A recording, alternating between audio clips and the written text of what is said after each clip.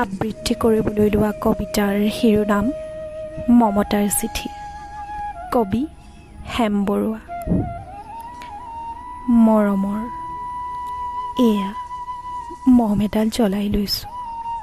আজি বহু দিনৰ মূৰত তোমালৈ চিঠি লিখোঁ বুলি।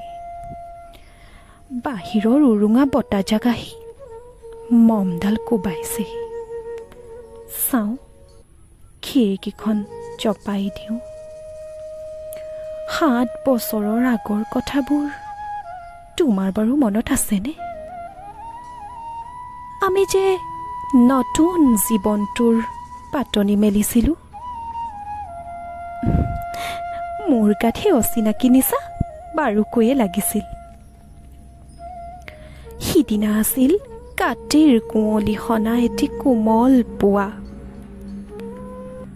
পদূলিৰ তলসৰা শেৱালিবোৰ উপচি আছিল। আৰু সন্ধিয়া মই তোমালোকৰ ঘৰলৈ নকৈ আহিবৰ দিনা আকাশৰ মেঘৰ মোহনাত হালধীয়া জন্তু নাওখন হৈ আমাক যে ৰিঙিয়াই মাতিছিল তৰাৰ দেশলৈ। মই লোৱা কঁকালৰ ৰঙা ৰিহাখনলৈ তুমি বাৰু কিয় তেনেদৰে একেথৰে চাই আছিলা? মোৰ কেনে লাগিছিল জানা? তুমি যেন কোনোবা দূৰ বিদেশৰ স্বপ্নটোৰ আলোকৰ মানুহ, আৰু মই যেন এপাহ তল সৰা শেৱালি। সিদিনা মোৰ মন সাগৰত এৰি অহা আৰু আহি পোৱাৰ অলেখ ঢৌৰ কঁপনি জাগিছিল। তোমাৰ জানো এইবোৰ কথা মনত নাই? আমাৰ দেউতাই যে চিঠিত লিখিছিল, আই, নতুন ঘৰখনত হাঁহি মাতি থাকিবি। সেইবোৰ 7 বছৰৰ আগৰ কথা। মোৰ যেন সকলোবোৰ পুৰাণৰ সাধু যেনেই লাগে। জেঠমহীয়া দেউতাৰ বছেৰেকীয়া হৈ গ'ল। তোমাৰ বাবুল এতিয়া বৰটো হৈছে। তাৰ ওপৰ পাৰিত ডালিম গুটি যেন দাঁত অকণি গজিছে। সি মোক একেবাৰে এৰিকে নিদিয়ে। কেতিয়াবা যে মোৰ ইমান খং উঠে।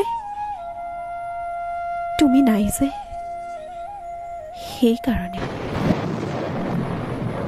সি বাৰু মোৰ বগা সাজযোৰলৈ এনেদৰে তধা লাগি চাই থাকে কিয়?